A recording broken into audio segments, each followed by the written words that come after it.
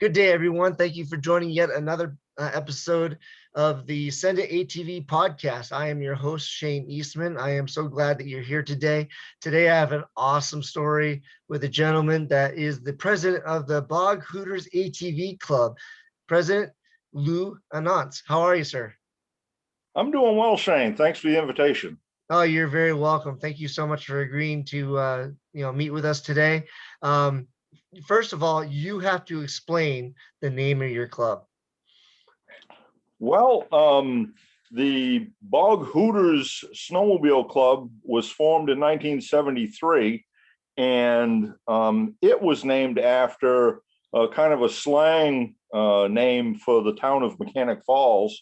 And when we started the ATV club back in 2010, we just used the name Bog Hooters for the ATV club as well. Yeah. So, I mean, you say slang, bog hooters, like bog, everything, but hooters, like as in owls, or Yeah. Initially, it was part of the town of Poland, the towns of Poland and Minot, and it was a little industrial center that broke away from those two towns. It was just a name. The property here is pretty much all wetlands, hence the word bog. And so, yeah. Okay. Interesting. Well, I mean, I'm sure people would love to hear about that. So I just thought that was kind of intriguing name for sure. So you said in 2010, how many miles would you say your club manages? Well, when we held our first meeting, of course, everyone wanted to know where the trail system was, and of course, we didn't have one developed at the time. Mm-hmm. We needed to obtain landowner permissions, and initially we started off with 5 miles of trail, and currently we have a little over 30, and that connects to trails in Oxford, Poland, Minot, delves into the town of South Paris a little bit. So totally, with the towns involved, we currently have around 80 miles of trail. Wow, that's great. That is great. So quite a little mecca you're starting and growing up there, and such. So as the popularity of the sport increases with, of course, with COVID, a lot of people are looking for things to do outside, and definitely, they're exploring this ATV, UTV world and learning how awesome it is. But what are some concerns you have as the sport grows? Well, as you said, with COVID, there's been an upsurge in purchasing of recreational equipment, including ATVs and UTVs, and some of the concerns with that popularity is number one, the amount of extra use that you're seeing on the trail system, which in turn means more trail maintenance, and not enough people joining the clubs and helping out with that maintenance. And the other thing is lack of education. These folks, they need to read the law books and learn what is right and what's not right on the trail systems. Being uneducated, they need to learn what the laws are, is what I'm trying to say. Mm-hmm. That's a great point. Where, let's say, someone from out of state wants to come up to Maine. Obviously, they have to get registered, get their equipment registered and such. But where's a good place for them to get maybe the law book for local trail systems and such? Where would be a good resource for them? Well, actually, all of that information can be found online now, Okay. through Department of Conservation and also IF&W. It's you're able to download it onto your phone now. they stopped printing the law books a year or so ago and made it available online. So there's no excuses with today's technology not to know what the laws are. Right. Yeah. It's one thing to, download it, but when you can download it, everybody has a smartphone. Let's be real.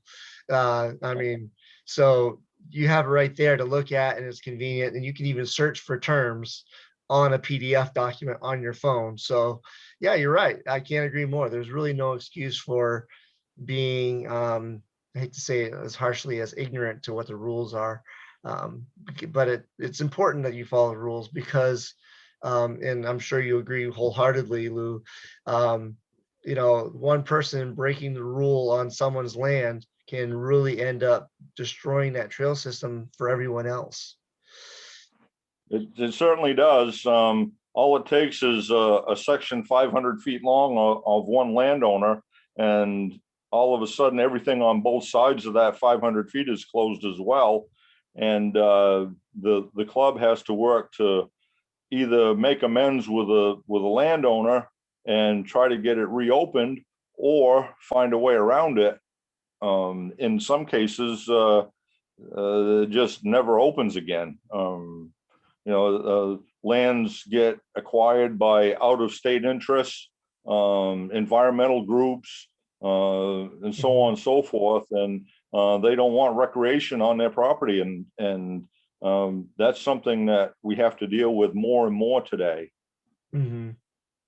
And Yeah. what these guys don't understand is we have monies available to maintain that trail through that property, and basically not have environmental issues. Build bridges, haul in some gravel. Some of the worst destruction I've seen is by logging equipment, just and stuff left everywhere. And we've had to go in and clean the trails off and get it back so it's passable for recreational use, both automobile and for ATV. Right. And it's just a lot of man hours for people to put that in, and just to repair all of that. Exactly. So what would you say one of the best features are for your riding area that, if you, let's say if I were to come up there, and what's the one thing that I need to go check out?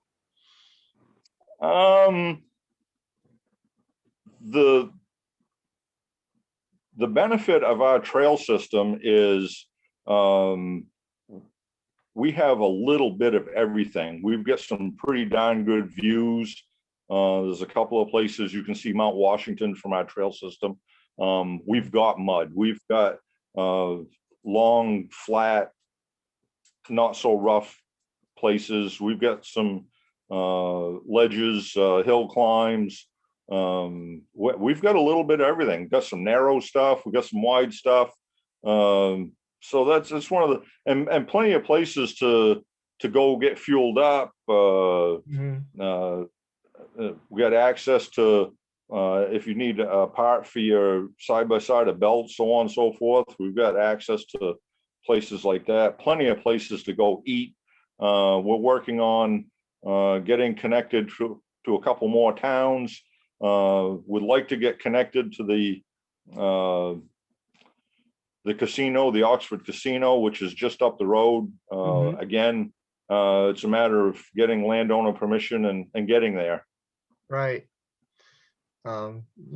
Basically making it worthwhile for them to, just for us to do it and such. So that's exactly. What's Lou, what's one of your best ATV stories that you have that you've ever created, the funniest, or the one that makes you laugh today, or just well, some people like mud, some people don't. And when you're unaware of a spot and just don't know how deep it is, and someone's brave enough to check it out, it's inevitable that the mud's going to be up over their seat.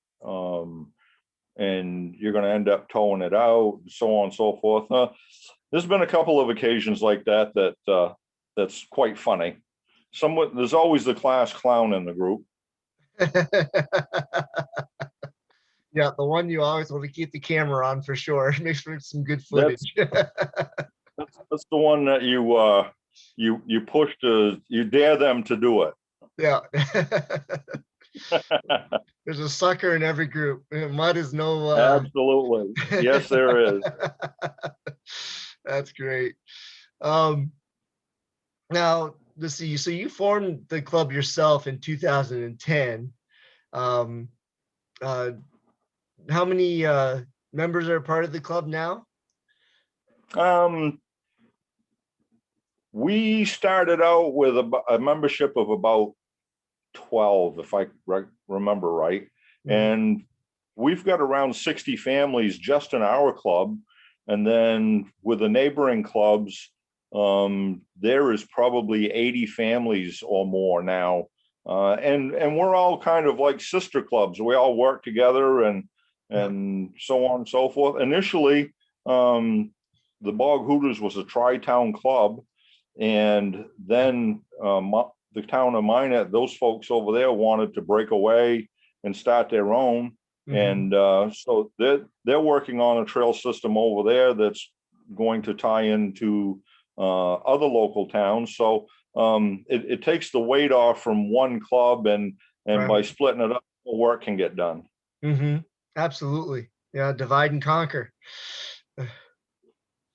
So that's great. Um, what's the one place that you have always wanted to go and check out yourself, to go ride and that you've heard stories about? I think it would be down in Virginia. I've heard a lot about the trail system down there, and I think I'd like to go check that out at some point. It's on my bucket list, let's say. And Yeah. then, of course, the Midwest. Eh, the terrain is different parts of the country. So yeah, I'd like to delve out and try out some of these other spots. Yeah, definitely. On Virginia does have some, that whole area, Virginia, West Virginia, and even Pennsylvania. So like on your way down, you want to plan on stopping in Pennsylvania, checking out some of those cave tours. They're literally riding through a cave on your side by side or ATV. That's got, phenomenal. Um, and then there's trail systems and, the Hatfield McCoy system and so forth. Exactly. Yeah. And definitely got to check that out. Everyone's got to at least do that once. And of course, yeah, out west is wide open. There's some amazing stuff out there. I did a lot of riding in Texas. Texas has some great riding and stuff. So that's cool. Very cool. What are some goals for this year that you primarily want to? What's the number one thing you'd like to get people involved with, help you with? Um, we are currently working on making our trail system, making improvements on our trail system. We've got as many miles as we want to take care of without expansion. Mm-hmm. And we want to take what we have and improve upon it. Get some gravel hauled in. There's some mucky areas that landowners have been very patient with us, and we want to get those areas filled in. And we're not saying that we aren't going to have mud anymore, because there are certain places where you're more than welcome to bury a machine up to the handlebars. But we want to make a way around that, so you have a choice to either go play in the mud or keep on riding to your local restaurant and not have to worry about not being able to go inside. Right. Yeah. Yeah, that sounds good. That's great. Um, Very cool. So what is the best way to get a hold of you? You have a Facebook page, correct? We do. And all you got to do is go to Facebook and type in Bog Hooters, and both the snowmobile and the ATV clubs will pop up. Okay. We at the Facebook page, we've got everything that has to do with Bog Hooters. whether you want to order a map, join the club, ask information, so on and so forth. So yeah, that's the best way to get a hold of us. Okay, well, very good. Well, I will definitely put the link below this video so that people can easily find you and go from there. Lou, it has been an absolute pleasure talking with you today. I appreciate your time, and hopefully, if I'm in the area, I'll knock on your door and we can go for a ride. Absolutely. I'd be looking forward to that. All right, sir. Thank you very much for your time. Have a good one.